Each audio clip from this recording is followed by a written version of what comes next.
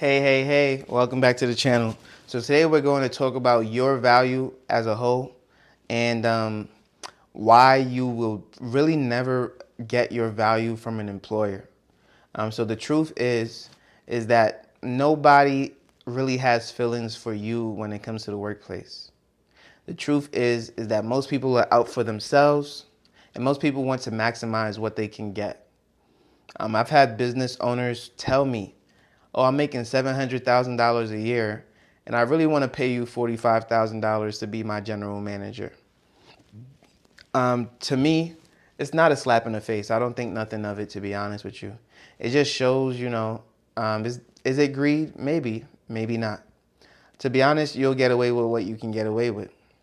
As for me, when it comes to real estate and renting properties, I'm not someone who's just always looking to raise rents and say, hey, tenant, if you're not going to pay this, rent is going up. No, I'm someone who literally works with my tenant and say, you've been here a while, I'm going to keep the rent the same.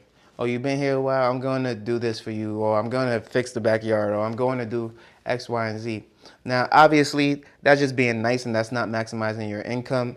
And that could also be considered a flaw when it comes to the business side. There's always money left on the table. If I have money in my savings account, I'm leaving money on the table. If I didn't raise rents this year, I'm leaving money on the table. So there's a lot of ways to leave money. If I'm paying off my mortgage, which has a 3% interest rate, I'm leaving money on the table that I could have been investing, right? So there's a lot of different things. And these are all things that I'm actually doing. So I'm leaving money on the table in several areas because I just want that for myself. There's a comfortability to that. There's a lifestyle to that. There's an adjustment to that. And, when you think about what life you want for yourself, and when I start this channel, investing for the future and creating financial freedom, you have to understand that you're the only one who can create that for yourself. There's nobody out here that's going to give you $1 million and say, hey, be free, be financially free, figure it out and become financially free. No, nobody's here to just bless you. You have to go out there and get it. Even when I was buying my real estate properties, you know what I had to do? I was in a bidding war every freaking time. Why did I have to fight for real estate? Well, it's because other people wanted it. Other people are greedy and other people want to get ahead. Now, greedy might not be the term to use, but again, just being financially savvy and wanting to get ahead, there's going to be adversity. There's going to be competition. I didn't get every house that I wanted because there was someone willing to negotiate higher than I was. I didn't get every stock that I wanted at the price that I wanted it at because there was always someone willing to negotiate more and buy more now, right? And so in order to get ahead, you have to understand that, one, we need to create income. How do you create income? Well, it starts with getting out of any debt that you may have that is not good for you, right? You're not going to get a 20% raise unless you switch employers and go to a different employer. So the truth is that getting rid of debt is going to be the quickest way for you to control income and have income at your disposal. So let's say you make $30,000 a year, but you have a $500 car loan that you still need to pay off. And I'm just saying car loan. Maybe you have student loans. Maybe you have credit card debt. And maybe it's equating to $500 a month. And you know that if you pay this thing at $600 for the next year, you would be out from under this thing. But it's just so hard to get that extra 100. Figure it out. And I'm not saying it in a bad way. Sometimes you got to get tunnel vision. And I've been tunnel vision. You have to want it. You have to be hungry. You have to need to get out of this. Because once you free that up, once you free up $600, now you can say, okay, I'm going to put $200 to whatever I want now as a celebration to me. And I'm saving $200 and I'm investing $200. Now, hold up, we're moving in the right direction.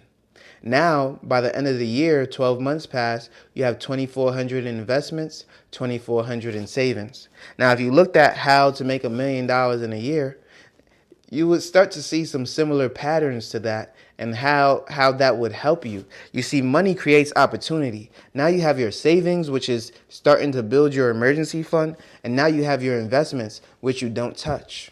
right? And so as you continue to build that emergency fund, eventually you don't have emergencies needing that fund, and you can start to build a savings. Once you have a savings and you continue to build the investments, wow, now you have investments, savings, and an emergency fund. This is how I operate, people.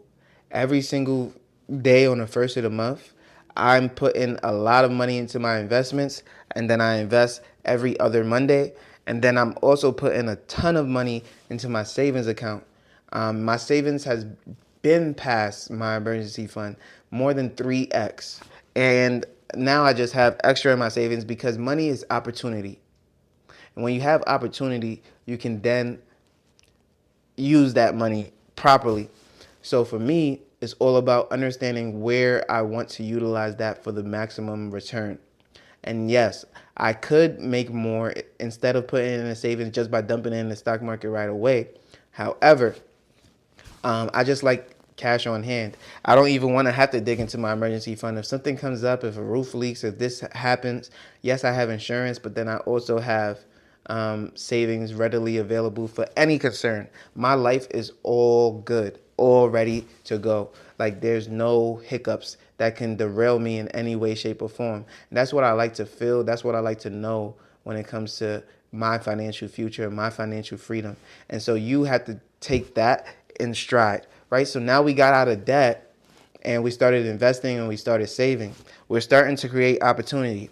You might say, after a year, I only got 2,500, or I only got 2,500 in investments. I only have 2,500 in savings, and that was on a $30,000 income.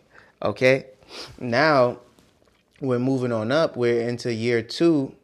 Your dividends is starting to kick in a little bit on that investment account. And to be honest, people, I started with about 2,000 in my investment account when I was 18. It doesn't matter how old you are. You have to start somewhere. $2,000 is more than what most people have in their investments getting started. And if you're watching this, I hope that we're working our way to at least that, and then we're working our way past that, right? So if you have your debts paid off, if you already have some savings, now we can start to focus on getting those investments where they need to be and investing in the right things. So then we want to create more income. How did I create more income for myself? Well, first I rented out my properties, and then I started house hacking.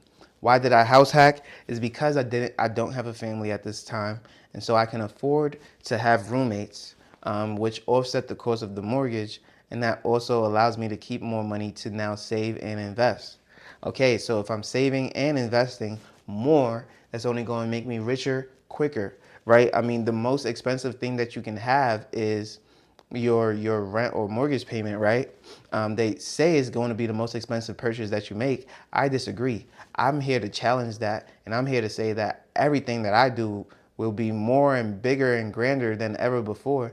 And having that mindset, having that thought of growth has always just enabled me to push for more and to push further. And so, I continue to maximize. I could literally fix my basement right now and get another $800 of income. This is not something that you can get every single month from your employer. And so it's just understanding, how can I maximize my income? If you rent a home and you have a spare room, or if you have a living room that's free and empty, you can turn that into a studio, $500, $400 a month. That type of income will start to help you. Now, of course, you can't really go less than 400 because utility costs, right? So water, electric, gas, all that other stuff. So if someone is trying to go for less than that, I'm not going for it. And I also don't do pets at this time. And it's just been real simple and easy for me. Nothing against pets. I love dogs. I don't even have a dog in my own home. So that just goes to show that I'm working too much to have that. And then two, I'm just being responsible as an adult. Maybe you have more ability to take care of a pet than I do, but I'm just not at that point. And so if I can't have it, I'm not going to allow someone else to then bring that into my house. I got carpet and all that other stuff. And so it's just not making sense. So that was a good way for me to up my income very, very quickly. So now when I have a tenant paying me here, a tenant paying me here, another tenant paying me here, that just continued to pour in. Then the mortgages are getting paid. And then my income from my work was starting to be divvied up, right? So I got some in the Series I bonds. I have some in the stock market. I have some in my savings account, some in my emergency fund. Then I keep a little bit in checkings. And then I have other investments like music and YouTube. And so then as I continue to grow, um, as it continues to grow, right, you increase rents, you increase your wages at work, you increase your investments over time, those start to compound and the dividend starts to pay off. Now all of a sudden, it's like a snowball effect that is continuing to grow. You see all these YouTubers now talking about your first 100,000 will just propel you into the future, and I absolutely agree because the way that it snowballs is ridiculous. I'm trying to get to a point where I can't even invest as fast as my stocks continue to grow, and that will be an amazing feat. So again, you have to start small. You have to start somewhere, but you also have to create income for yourself, because if you're waiting on your employer to create it for you, you will not be happy. You will not be happy. Find your hustle. It doesn't have to be real estate. It can be selling skateboards. It can be teaching lessons. I just went ice skating recently. Maybe you want to teach people how to ice skate. Maybe you want to teach people how to bicycle ride. I don't know where you live. Maybe you want to teach people how to paint. I promise you, if you do a class, a 40 people class, 40-person class on Eventbrite, $100 to get in, and you supply all the paintbrushes and all the canvases, oh my goodness, you can make $10,000 in a month, right? Just split those classes up, do three a week, and boom, you're off to the races. So there's a lot of things that you can do, a lot of opportunity out there. You just have to go ahead and find it. So if you like this video, make sure you leave a like, comment, and subscribe to the channel. You know I post every single day at 8 a.m. daily on YouTube and on Rumble, and I can't wait to see you on the next one. Peace.